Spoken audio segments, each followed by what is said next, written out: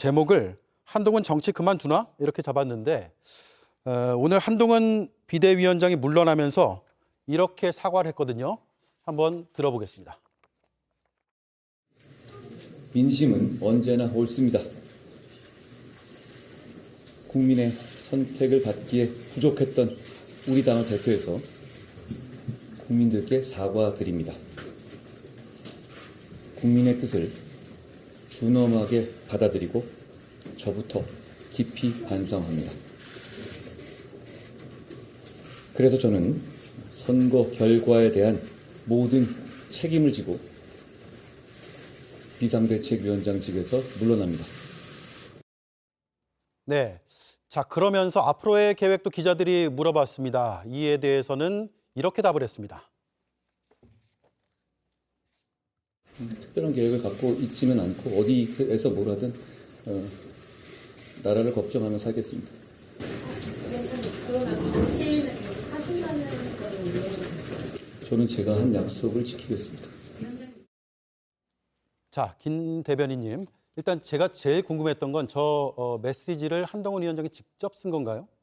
한동훈 위원장의 메시지를 다른 어떤 누군가가 쓴다는 이야기는 들어본 적도 없고 보지도 못했던 것 같습니다. 아, 그러면 네, 선거 과정에서도 주로 한 위원장이 직접 썼습니까? 네, 여기 그 정치인들 대다수가 누군가가 써주는 사람들도 있지만은 이게 언변이나 그리고 내가 글을 쓸 수 있는 분들 같은 경우는 꼼꼼히 검토를 한다거나 아니면 본인이 직접 대본 없이 하기도 많이 하는데 한동훈 위원장 같은 경우는 누군가가 대신해서 작성을 해준다는 이야기는 들어본 적이 없었던 것 같고요. 예. 일단 자리에서 물러났고 그러면서도 어디서든 나라 걱정을 하며 살겠다. 이거 무슨 의미로 보이십니까? 약간 이제 함의가 느껴지는 이야기인데요. 뭐 한동훈 위원장이 특별히 뭐 잘못했다 이런 느낌이 드는 의미는 아닌데 나라 걱정하며 살겠다는 얘기는 많은 사람들이 전망을 하기를 한동훈 비대위원장이 총선을 국민의힘 입장에서 좋은 성과를 내든 아니면 완전히 재기하지 못할 정도의 참패가 아니라는 걸 가정하면 가장 많은 확률로 예상하던 것이 약간 소위 말한 잠행 또는 해외로 나가는 것 같은 거를 예상을 했었습니다. 예. 그래서 특히나 이제 나라를 걱정하며 살겠다는 말이 좋게 표현하면 어떤 이제 애국심 이런 걸 얘기하는 걸로 하고 약간 해석하기에 따라서는 뭔가 외국으로 나갈 것 같은 그런데 2027년에 대선이 있거든요. 그리고 2026년에 지방선거를 앞두고 있는데 여의도에 있는 많은 사람들은 한동훈 비대위원장이 이번 선거를 뭐 열심히 치렀지만 결과가 안 좋게 나오면서 해외로 나가서 한 2025년 연말이나 2026년 연초에 돌아오려는 걸 좀 복선으로 깔고 이런 얘기를 한 거 아닌가라는 일부의 전망이 있습니다. 예. 그럴까요? 네. 일단은 지금 제가 볼 때는 제 생각으로는 이런 점들이 좀 명확하게 하고 넘어가야 될 것 같아요.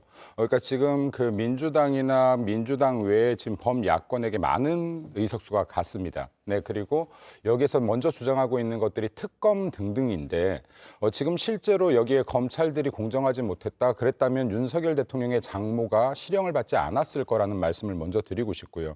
그리고 명분 없는 특검이 될 것이다. 국민들께서 특검이나 그리고 정책 입법 폭주를 하라고 해서 이렇게 거대 야당을 밀어준 것이 아니라는 점을 좀 말씀을 드리고 싶습니다. 그리고 여기에 지금 한동훈 위원장 같은 경우도 특검의 대상이 될지 어떨지 모르겠으나 21년 9월에 시작됐던 수사가 22년 5월에 무혐의로 끝났던 건이라는 것도 다시 말씀드리고 싶고요. 그래서 국민들의 뜻을 야당이 다시 한번 왜곡하지 않기를 바란다는 말씀도 좀 드리고 싶습니다. 그리고 한동훈 위원장이 지금 비대위원장으로 선임되던 당시부터 지금까지 줄곧 해왔던 말은 선민우사입니다. 선민우사인데요. 그리고 4월 10일을 기점으로 모든 것을 불태우겠다라고 명명했었고 그 차원에서 이런 발언들을 하지 않았나라고 생각됩니다. 네. 자, 박 기자. 앞서 그 말을 맺으면서 한동훈 위원장이 이런 얘기를 했어요. 제가 한 약속을 지키겠다. 이게 한 약속이 있으니까 얘기했겠죠. 선거 과정에서 향후 행보에 대해서 그러니까 총선 끝나고 내가 어떤 행보를 하겠다라는 약속을 한 게 있습니까? 네, 일단 한동훈 위원장 거취와 관련해서는 최근 인터뷰에서 정치라는 무대에서 나라와 시민을 위해 살기로 결심했다라고 이미 밝힌 바 있습니다. 정계에 남겠다는 취지로 해석이 좀 됐고요. 또 일각에서 불거졌던 총선 후 유학설도 인터뷰에서는 일축을 했습니다.